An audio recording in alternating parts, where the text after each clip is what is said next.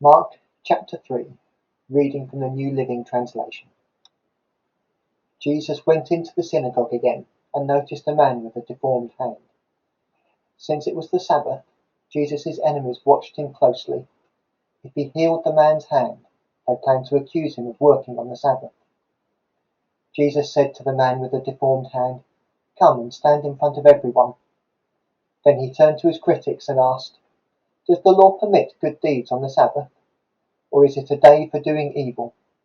Is this a day to save life or to destroy it?" But they wouldn't answer him. He looked around at them angrily and was deeply saddened by their hard hearts. Then he said to the man, "Hold out your hand." So the man held out his hand, and it was restored. At once the Pharisees went away and met with the supporters of Herod to plot how to kill Jesus. Jesus went out to the lake with his disciples, and a large crowd followed him. They came from all over Galilee, Judea, Jerusalem, Idumea, from east of the river Jordan, and even from as far north as Tyre and Sidon. The news about his miracles had spread far and wide, and vast numbers of people came to see him. Jesus instructed his disciples to have a boat ready so that the crowd would not crush him. He had healed many people that day, so all the sick people eagerly pushed forward to touch him. And whenever those possessed by evil spirits caught sight of him, the spirits would throw them to the ground in front of him, shrieking, "You are the Son of God." But Jesus sternly commanded the spirits not to reveal who he was. Afterwards, Jesus went up on a mountain and called out the ones who wanted to go with him, and they came to him.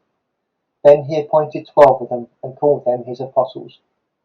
They were to accompany him, and he would send them out to preach, giving them authority to cast out demons.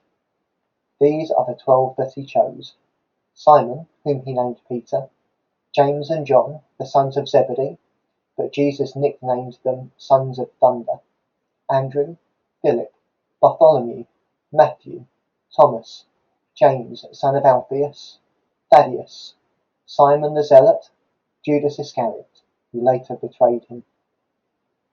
One time Jesus entered a house, and the crowds began to gather again. Soon he and his disciples couldn't even find time to eat. When his family heard what was happening, they tried to take him away. "He's out of his mind," they said. But the teachers of religious law who had arrived from Jerusalem said, "He's possessed by Satan, the prince of demons. That's where he gets his power to cast out demons." Jesus called them over and responded with an illustration. "How can Satan cast out Satan?" he asked. "A kingdom divided by civil war will collapse. Similarly, a family splintered by feuding will fall apart. And if Satan is divided and fights against himself, how can he stand? He would never survive. Let me illustrate this further. Who is powerful enough to enter the house of a strong man and plunder his goods? Only someone even stronger. Someone who could tie him up and then plunder his house. I tell you the truth. All sin and blasphemy can be forgiven, but anyone who blasphemes the Holy Spirit will never be forgiven. This is a sin with eternal consequences." He told them this because they were saying, "He's possessed by an evil spirit." Then Jesus' mother and brothers came to see him. They stood outside and sent word for him to come out and talk with them. There was a crowd sitting around Jesus, and someone said, "Your mother and your brothers are outside asking for you." Jesus replied, "Who is my mother? Who are my brothers?" Then he looked around and said, "Look, these are my mother and my brothers. Anyone who does God's will is my brother and sister and mother." This is the word of the Lord.